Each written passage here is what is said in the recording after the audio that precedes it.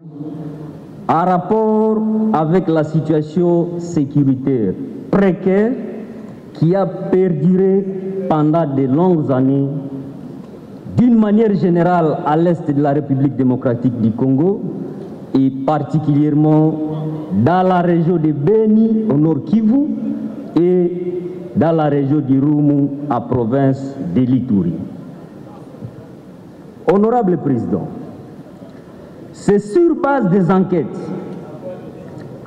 que nous avons menées avec un député provincial du Nord Kivu, Honorable Mbenze Yotama, et plusieurs autres collaborateurs que nous avons produit un rapport intitulé Rapport Yotama sur le massacre de Beni et Irumu, terrorisme, djihadisme ou génocide nandais. En fait, l'accès particulier a été mis sur l'identification des victimes sauvagement massacrées que nous avons regroupées sur base de la date, le lieu du crime, l'identité de la victime, tribu, sexe et âge de 2008 à septembre 2021. Et cela d'une manière non exhaustive.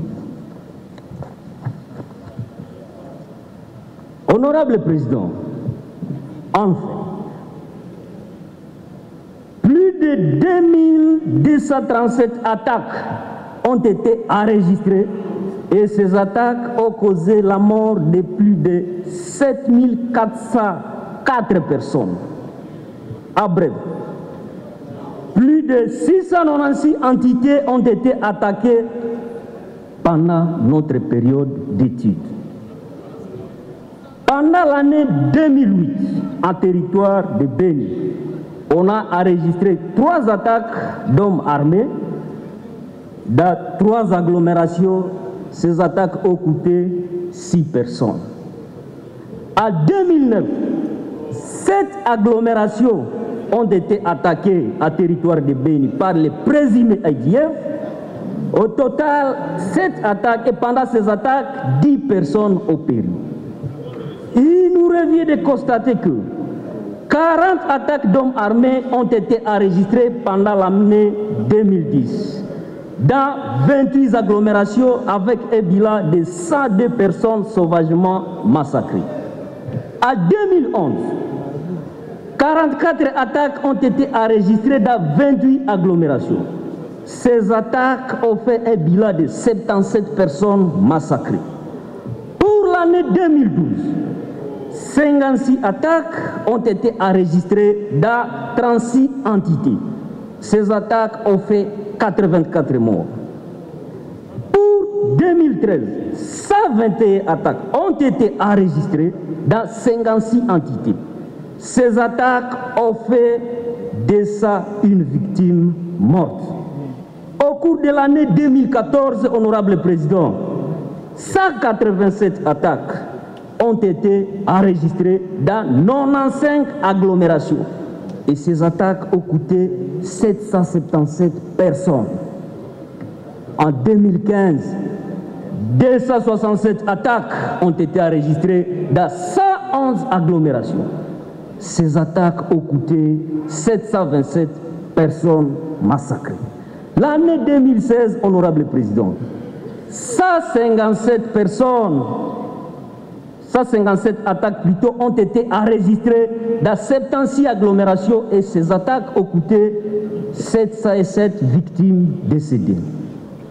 En 2017, 160 victimes, Honorable Président, ont été exécutées dans 57 villages et cela durant 77 attaques. Au cours de l'année 2018, 259 attaques enregistrées dans 157 entités. Ces attaques ont coûté 612 personnes massacrées. Au cours de l'année 2019, chers collègues, 264 attaques ont été enregistrées dans 177 entités et pendant ce temps, 764 victimes sont péries durant ces attaques. à 2020, chers collègues, honorable président, 409 attaques ont été enregistrées dans 190 agglomérations et ces attaques ont coûté 1432 victimes.